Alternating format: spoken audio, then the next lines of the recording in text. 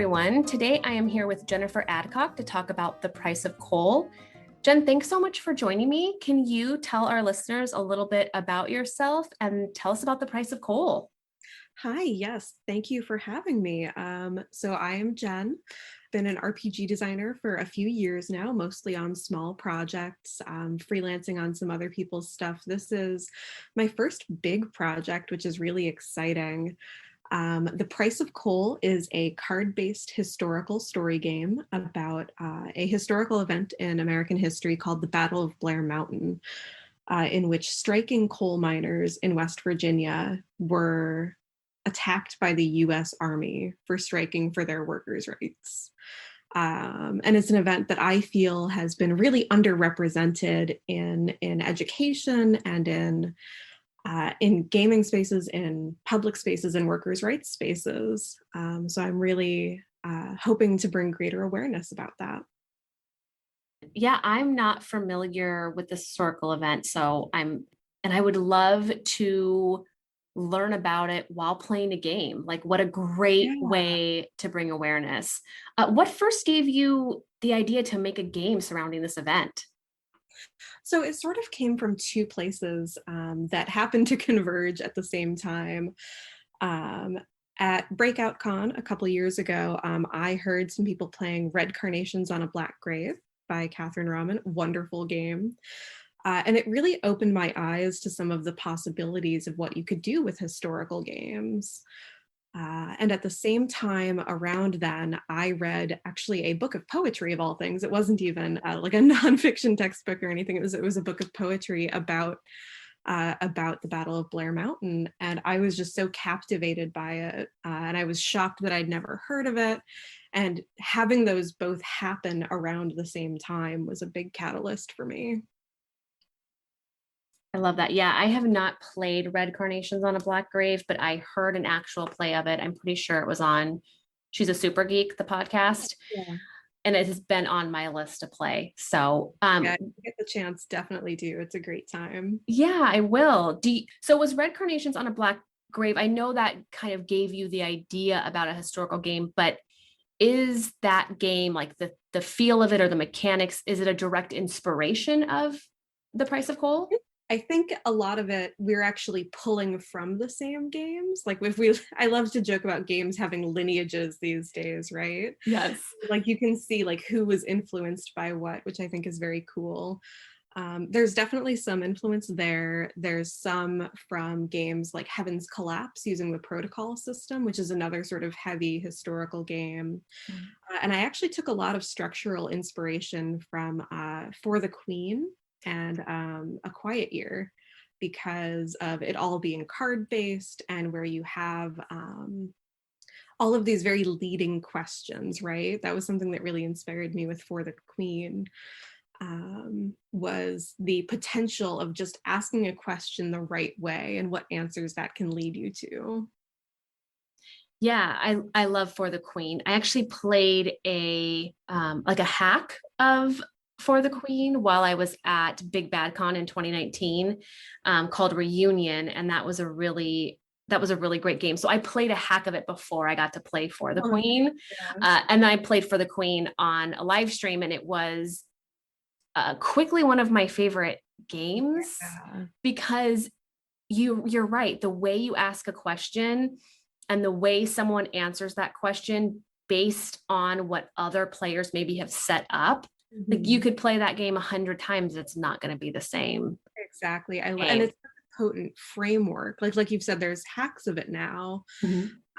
where people are doing just so much innovative stuff with different settings and different thoughts, and really just taking an element here, an element there, borrowing from a bunch of different things. You can really mix it into something completely different. Yes, absolutely agree. Tell me a little bit about the mechanics of The Price of Coal. Sure. So everyone in the game has two characters that they're playing, one of whom is a coal miner and one of whom is actually a family member of a coal miner, but not a miner themselves.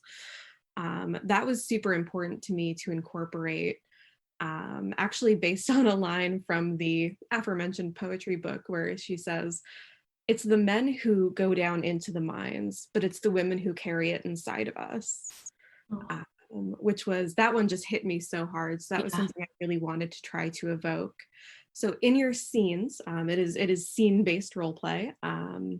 You draw a card with a question-based prompt on it, and you decide which of your two characters would be involved in resolving that problem. It is mostly about, this is a new problem in your community leading up to this horrid event. How do you take care of each other through this? How do you do the best that you can with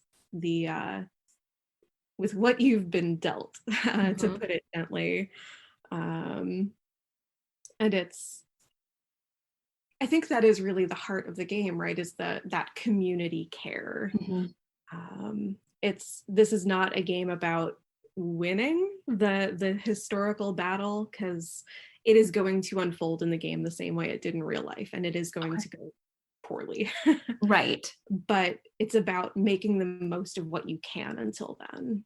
That's interesting to have a role playing game or a storytelling telling game where you know the ending, Hmm. but you still play it anyway. That almost makes it more intriguing to me. I think those of us who play role playing games often understand that it's so much about the experience and connecting with Yeah, the other players, as well as telling a story together. So really, the ending is not the goal. But even for a new role player, I think it's really intriguing to have that. I'm going to say boldness in the most positive way of like, I know how this game is going to end, but here's why you want to play it anyway. I think that's awesome. absolutely. Thank you. It's something that we ended up finding really important to spell out up front, right? Sure. Because people are so not used to that. People are would go into playtesting with the thought of, okay, well, I'm gonna get my rifle and we're gonna win this battle, and it's like, but are you? Right. uh, no, actually, No, you you are won't. not. Um, so it's really interesting, I think, so because the game takes place over the course of a year, as the situation steadily gets worse in your community. Mhm. And you can feel sort of the tension mounting, or at least I hope you can. That's my goal as the designer. Right. You can feel it mounting until you get to that point where there is no going back.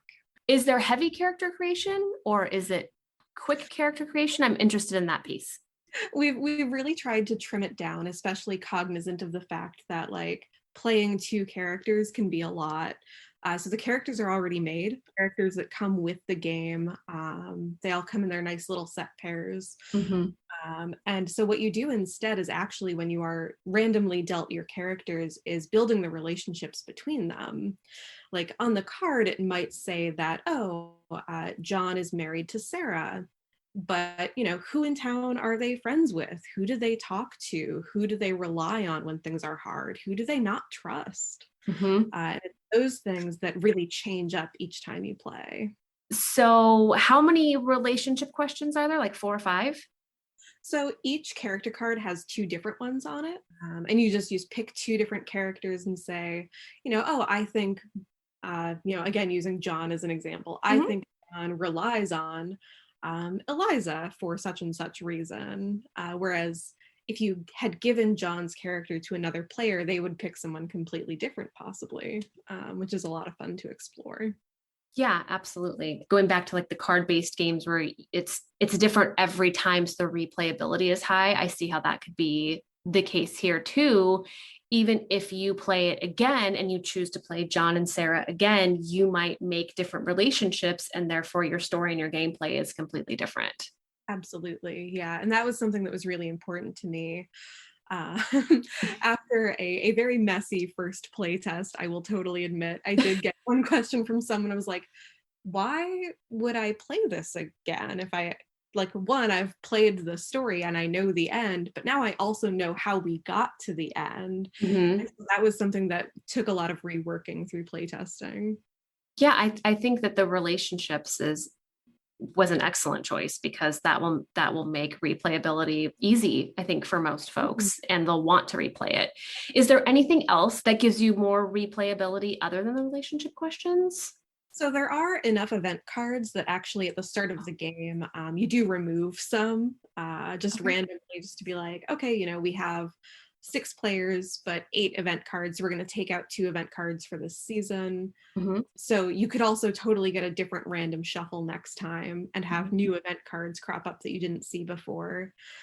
There's also, this is again a piece where I borrowed from the Quiet Year. The end card can show up very early or very late in the final season of the game. And that I found changes the feeling a lot, right? Like it can either be very abrupt, like, oh, we're marching off for our rights, we're going to go do this, and then boom, it's done. You can have a more protracted, drawn out realization that this is not going to go how you wanted it to go, and it's done. And that can also be a very different experience.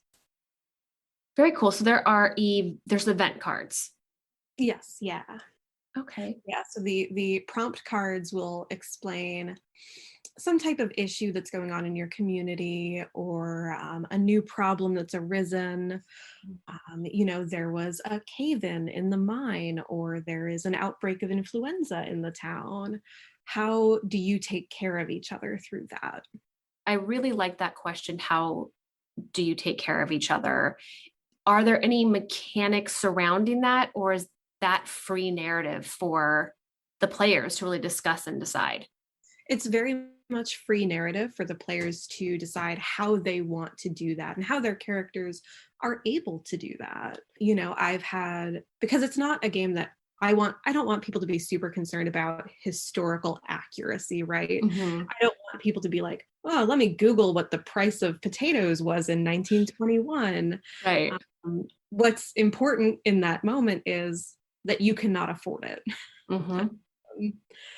So it's really, it comes down to, you get some groups who will be like, okay, well, we will set up a boarding house for the families of the miners who were killed. And other groups will say, we don't have anywhere to put them. They're going to have to sleep on mats on everyone else's living room floors. Mm-hmm.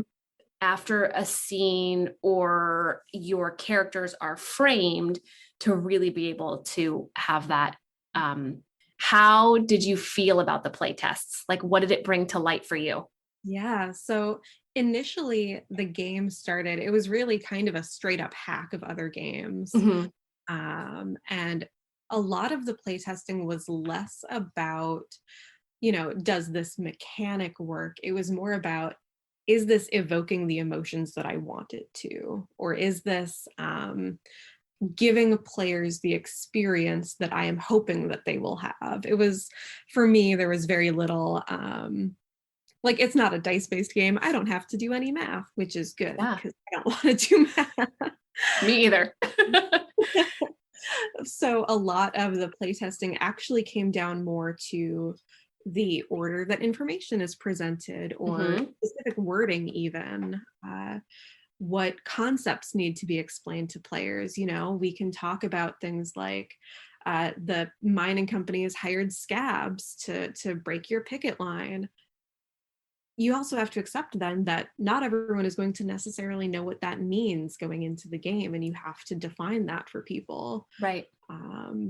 Which was also a really great experience. Just getting everyone up to, this is where people don't falter over themselves being like, oh, I don't know what this is. So once you start hitting that stride, once we got there in play tests, that was a really good moment for me. I bet. So that you felt like you had hit this point in design where you could accurately communicate like how people needed to play this game, so that they could tell the story they wanted to tell. Yeah. That is such a sweet spot in design, isn't it? It's is this the first game? I probably should have asked this earlier, but is this the first game that you've ever designed, or have you designed other games? I've got a few other small games out there. I did Only One Bed, a compilation of fanfic themed RPGs. They're all like little mini games. Cool. That one. I've done some journaling games, especially in the past year, because that's been such a huge space that's emerging in a great way. Yeah. For sad reasons, but great games. Yes, exactly. But I have been working on The Price of Coal since it must have been, it would have been March 2018. So it's been over 3 years now. some games take that long, whether it's getting that, like trying to find exactly the feel that you want. Because I'm like you, and I'm sure a lot of designers are like this, but I'm like you, where I'm all about how I want people to feel when they play the game. And I try to build the mechanics around that while staying true to that, which it sounds like that's exactly what you did here. And some games that can come together super quickly, like with my little fanfic tropes games. It's like, okay, this is a very clear, specific thing to evoke. People are going to get it or they're not, right? Right. And it helps that game has a very specific audience. Whereas with this one, when you're trying to evoke something so complex and when you're trying to evoke empathy for people who lived 100 years ago, who may not think you have anything in common with, but you actually have everything in common with these people, that took a lot more work. I have 2 questions in my head I want to ask at the same time. I'm going to go back briefly to playing 2 characters. Yeah. I think that's a very cool and interesting concept. What gave you the idea to have each player play 2 characters? I guess, what are you hoping to like invoke in them by having them play 2 characters? Sure. So that was actually something that came out of a game that I mentioned briefly earlier in passing, Heaven's Collapse, it's another card-based historical game about a very lightly like fantasy reskinned version of the Siege of Nanjing. It's a very heavy game. Yeah. I highly recommend playing it. But again, it's a very heavy game for obvious reasons. But in that game, everyone plays 2 characters in part because there are moments throughout the game where your characters can die. And so having 2 characters means you don't just get suddenly kicked out of the game from just a practical perspective. This game does not have that. The price of coal does not kill anybody off unless you really want to kill off your characters mid-game. But for me, early in playtesting, I found that there were some scenes where it makes sense, like, okay, everyone, let's have all of the miners huddle up, or let's have all of the wives and mothers and daughters huddle up. And you don't necessarily want any player to be excluded from those, as well as the fact that getting those multiple perspectives can be very cool. You might have the hothead miner who's ready to charge in there and, throw down with the mine manager and fight, literally fist fight for what he wants. And you might have his much cooler headed wife who says, hey, don't you dare do that because you will get yourself killed. Right. Are they always playing a couple? No. So It's actually specifically you're playing a miner and someone else's relative. Like the same pair would not have both John and Sarah typically. There are some pairs that are romantic couples, husband, wife, things like that. There are some that are parent and child. There are some that are siblings, because ultimately all of those different kinds of family relationships can hit in very different ways. The coal miner whose brother is the sheriff might have a very different outlook than the coal miner who is an immigrant taking care of his young daughter. And as well, the sheriff and the daughter are very likely to have different perspectives as well. True. That's right. You did say that in the beginning about you play a coal miner and then a family member. So apologies that I thought it was. I was actually thinking how interesting it would be to play both partners, right? But then as you explained it, I think it just opens the doors up for so many more relationships when you have brothers and sisters or like child and parent, especially child and parent. That's a big one too. I feel like that's kind of a space that a lot of games don't get into, and I feel like maybe more should. Agreed. Because again, that's something that is so universal. But families in different age categories are often not represented in games. But I think you can do a lot of really interesting storytelling with it. Yeah, absolutely. Sure, there's more games out there that deal with family dynamics, but one of the only ones I'm familiar with is Jingxi Blood in the Banquet Hall. You're not playing 2 characters, but you do play a family, and it's usually 3 different generations. And then you deal with running a restaurant and hopping vampires. So, very different than your game, but I really like that you also brought in the family dynamics, because having played a game that focuses on that, I can see where the heart of your game is. And it's very cool to play a family dynamic game. It's very fun.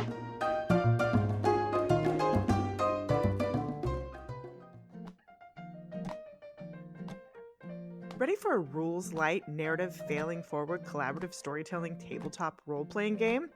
Unsure of where to start? Powered by the Players is an actual play podcast featuring mini campaigns and one-shots of all your favorite Powered by the Apocalypse games. Each campaign or one-shot will be a different PBTA game with a rotating cast of diverse players. We've got Masks, a teenage superhero drama. Bluebeard's Bride, a feminist horror retelling. Monster of the Week, a supernatural mystery. Escape from Dino Island, a Jurassic Park-inspired adventure. Crossroads Carnival, a Depression-era sideshow noir. The next game you play could be yours, so join Morgan, Kristin, and Diana. And let's power up. Follow us on Twitter at PBT Players. Subscribe on your favorite podcatcher.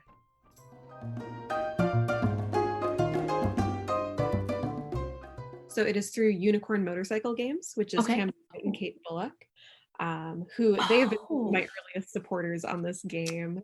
After that breakout where I first got the idea was where I first met Camden, and he actually reached out after the con and sent a very sweet message just being like, hey, I love the game idea you told me about. I believe in you. Let me know if there's any support that you need. And our friendship really grew from there. So that was very, very cool.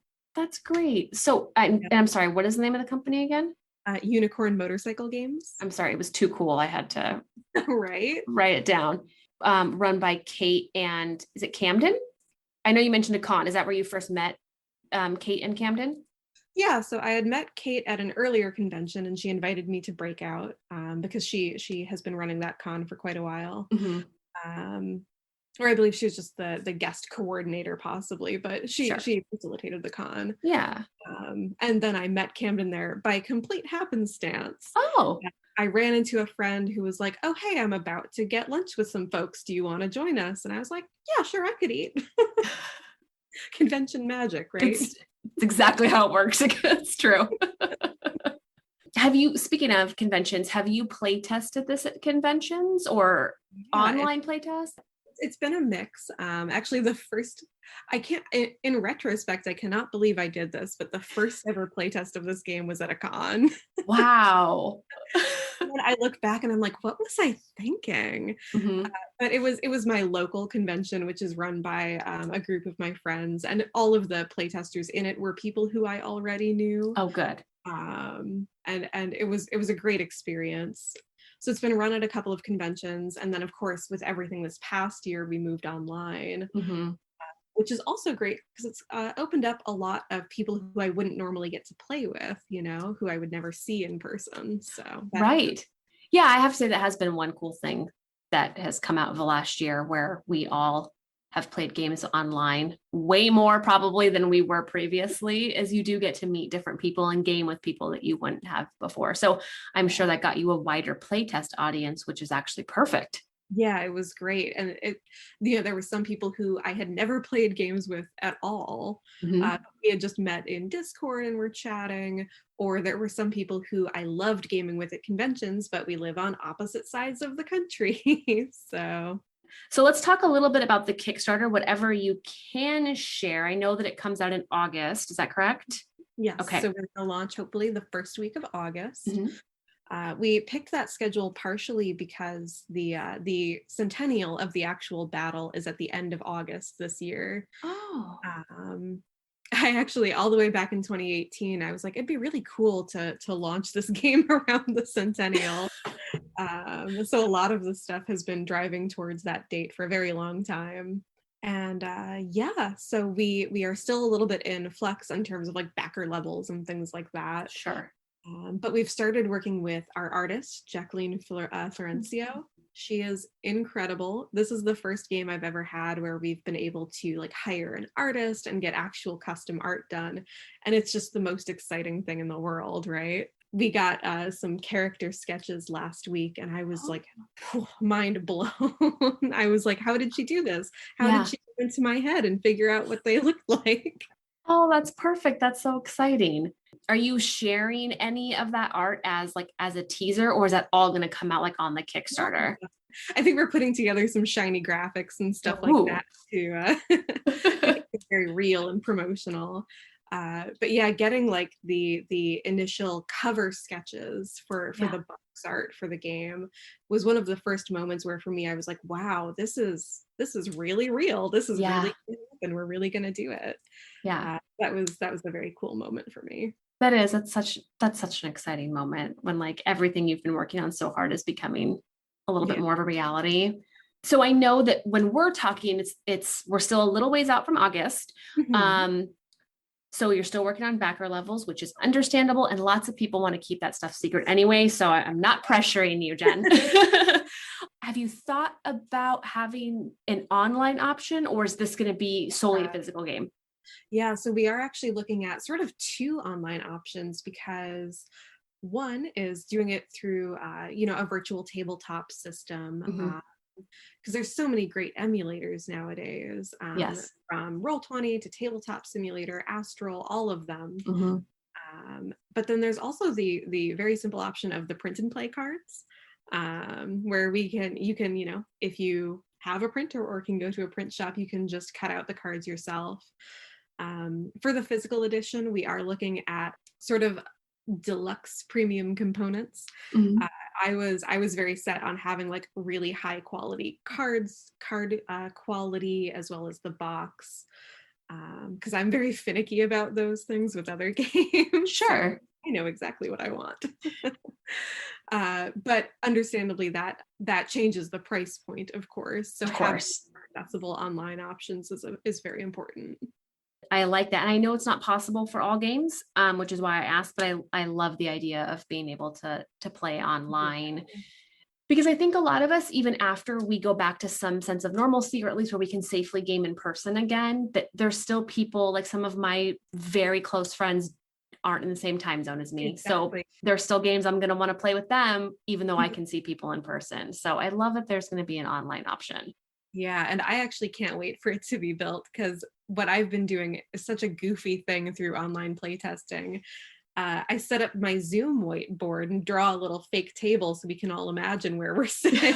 Like, for me, having that visual aid is so important. Yeah. And I'm like, I don't have to do this anymore.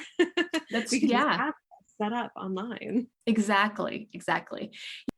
Is this the first game that you've had published by a company versus self-published? Yes, it is. Absolutely.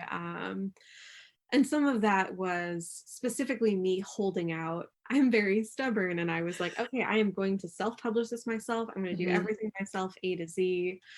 But for the price of coal, for me, so much of this game comes down to wanting to do justice to it. Sure. Is recognizing my own limitations, right? Which we all have. Absolutely. I am no artist. I am no graphic designer. I can do very limited amounts of editing, but editing your own work is always, iffy. Yeah. So going through a publisher with this one really enabled me to bring the game's quality to what I wanted it to be. And it sounds like a great partnership. It sounds like Kate and Camden at Unicorn Motorcycle Games, which I just love that name. I'm just going to keep saying it. It sounds like they've been very supportive, which is what we all want in a publisher, right? So it sounds like a great business relationship.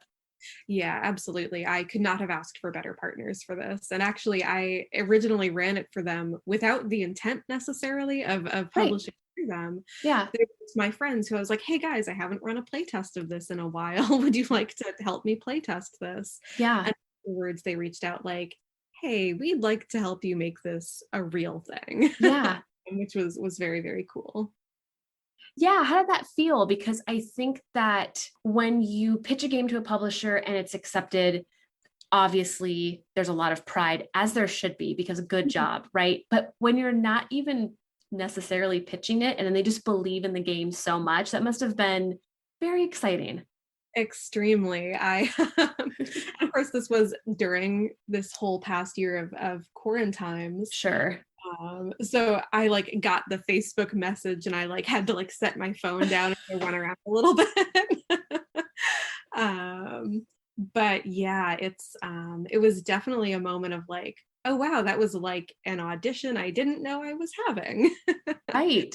Because I've always been terrified of the idea of pitching to publishers, right? Like I've done it, and you do it and you get through it, whether you get accepted or rejected. But no matter what, it's always nerve-wracking. Having it be just during that first game where I could say, okay, I'm not auditioning for anything. This is not a pitch. This is just me playing a game with my very dear friends, I think made it probably go better. Right. I think you probably unintentionally gave listeners a really good piece of advice in that if you're pitching a game to a publisher, act like you're just playing with some very good friends. Absolutely, 100%. Just pretend like they're your friends who are here to support you and who will, still like you even if the game sucks. I love that. So tell me how the events of the price of coal might still be relevant today in modern times. Yeah, absolutely. So it's very easy to fall into this mindset like, oh, this was 100 years ago. It doesn't matter anymore. When really, you look at the situations that these people were in, and it's impossible not to see the echoes in modern times. These are people who they couldn't see a doctor because the company controlled access to that. They didn't own their homes and the company could have them evicted at any time. These were people living in incredibly precarious and working in very precarious and dangerous situations where the company prioritized profit over safety. Stop me if it sounds familiar. Yeah. Even one of my recent players had brought up something that even I hadn't really thought about. The game is set in 1921. It's only 3 years after the Spanish flu. I hadn't thought of that either. That's absolutely correct. There's a card in the game where, some people in the town have gotten influenza. How do you take care of them when you can't afford to see the doctor? And my player, God help him, he literally asked me like, hey, this is only 3 years after the Spanish flu.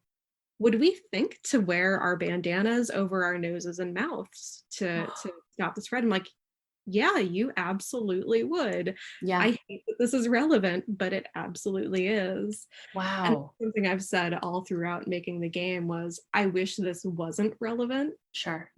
But here we are. Sure. Do you think then that even though some of the tones are on the heavy side, because I think a lot of us can relate to and understand not being able to afford homes and not being able to afford healthcare. So even though the tones are heavy, do you think that it helps bring awareness not only to the historical event, which is extremely important, but also to what's happening to us currently? Absolutely. What I hope the game brings to people is the idea that yes, these situations are bad, and yes, we find ourselves in them again, but we can still fight back against them. We can still find ways to empower ourselves in our community, and we can still find ways to take care of each other. And ultimately, while the game is dark, absolutely, and heavier in tone, I also want people to feel hope throughout it, where you can say, yes, these horrible things are happening, but we have each other and we will continue to take care of each other because that's what actually matters. This is a game about people taking care of each other. I think that taking care of each other is a good place for us to wrap up. So Jen, thank you so much for your time today. Can you tell listeners again just about the Kickstarter? Because I want to make sure no one misses it, and then where folks can find you. Yeah, absolutely. So the Kickstarter is going to launch the first week of August, most likely August 3rd or 4th. Going to run for 3 weeks, so get it while it's hot. And then we are hoping to fulfill very shortly thereafter. And you can follow me on Twitter at JenCatWrites, JenKatWrites.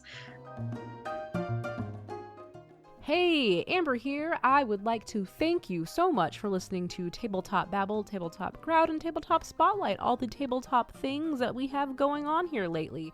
For show news, announcements, updates, and all that jazz, you can follow us on Twitter at Tabletop Babble. Also, it would be really, really helpful if you left us a rating and a review on Apple Podcasts. It really does help the show out a lot. Anyway, thanks again, and we'll see you next time.